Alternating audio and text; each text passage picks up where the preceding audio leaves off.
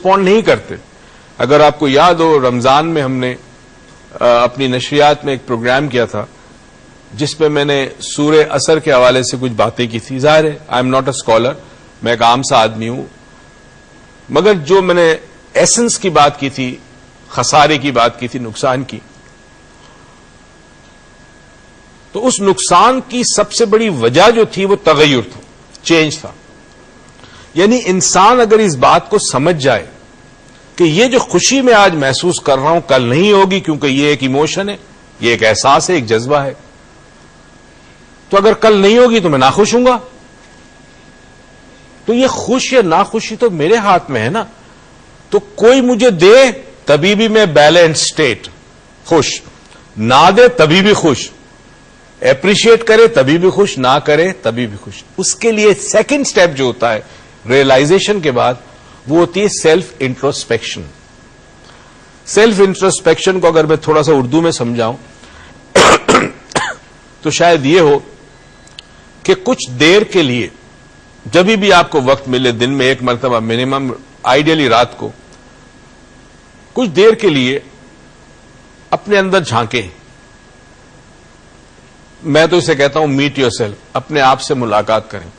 سچی بات بتاؤں, پورا دن آپ جب ملاقات کرتے ہیں دوسروں سے تو آپ نہیں ہوتے, وہ آپ کا ان ریئل سیلف ہوتا ہے. وہ جو خول آپ نے چڑھایا ہے وہ خول دوسروں سے ملتا ہے, اس خول کے اندر اصل آدمی ہے, اس مولڈ میں اصل آدمی ہے.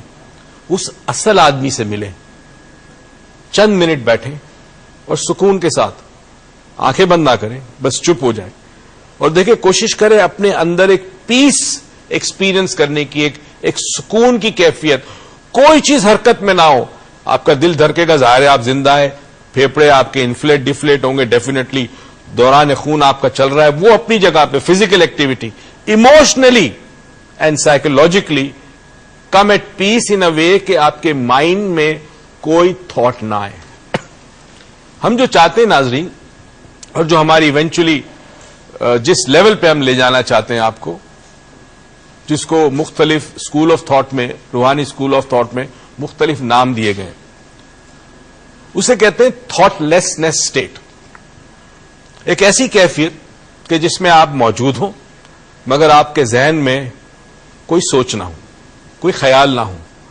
سوچ اور خیال نہیں ہوگی تو جذبات بھی دبے ہوئے ہوں گے, کیونکہ سوچ اور خیال سے ہی جذبے ابھرتے ہیں اور تبدیل ہوتے ہیں. اگر یہ خیال اور سوچ کچھ دیر کے لیے رک جائے تو ایک بڑا انٹرسٹنگ فینومینا ہوتا ہے. اسے میں سمجھاتا ہوں کیا ہوتا ہے. یوں سمجھ لیں کہ ایک خیال کے بعد دوسرا, دوسرے کے بعد تیسرا, تیسرے کے بعد چوتھا, یہ آپس میں کنیکٹڈ ہوتے ہیں. جیسے ریل کے ڈبے ہوتے ہیں نا, ٹرین کے, اس طرح کنیکٹڈ ہوتے ہیں. ایک تھاٹ ویک ہوتا ہے, ایک سوچ کمزور ہوتی ہے, دوسری اٹھتی ہے.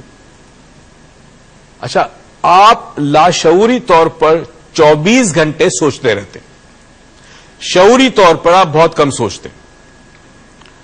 شعوری طور پر آپ اس وقت سوچتے ہیں جب آپ کو ٹریگر ملتا ہے باہر کی دنیا سے. جیسے میں نے مثال دی آپ کو ایرو کی, یا ماں کا ہاتھ آپ کے سر پہ آ, اس کو ٹریگر کہتے ہیں. جب کوئی چیز ٹریگر ہوتی ہے باہر کی دنیا سے تو آپ کی وہ لاشعوری سوچ جو ہے وہ آپ کے کنٹرول میں آتی ہے اور آپ شعوری طور پر سوچنا شروع کرتے ہیں اس چیز کے بارے میں کہ جس کا خیال اس ٹریگر کی وجہ سے آپ کو آتا ہے. مثال کے طور پر آپ بیٹھے چپ چاپ اور ایک دم سے بہت ہی لذیذ کھانے کی خوشبو آپ کے ناک میں آئی. اب آپ جو بھی سوچ رہے ہوں گے وہ سوچ گئی اور کھانے کا خیال آ گیا, یعنی اس خوشبو نے آپ کو کھانے کے بارے میں سوچنا آپ نے شروع کر دیا. اسی طرح کوئی اونچی آواز ہوئی, آپ کوئی اور کام کر رہے ہیں, اونچی آواز ہوئی, وہ کام اور اس کا خیال بند, ایک دم سے نئی سوچ آئی کہ شور کس چیز کا ہے, یہ آواز کس کی ہے, وغیرہ وغیرہ.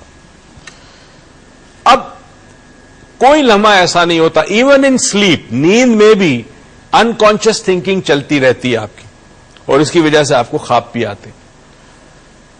اب میڈیٹیشن کے ذریعے, مختلف اور ذکر وغیرہ کے ذریعے ایک ایسا وقت آتا ہے جب ایک سوچ ختم ہوتی ہے اور دوسری نہیں ابھرتی. جب دوسری سوچ نہیں ابھرتی اور پہلی سوچ ختم ہو گئی تو اب بیچ میں کچھ بھی نہ رہا، خالی، یعنی ویکیوم.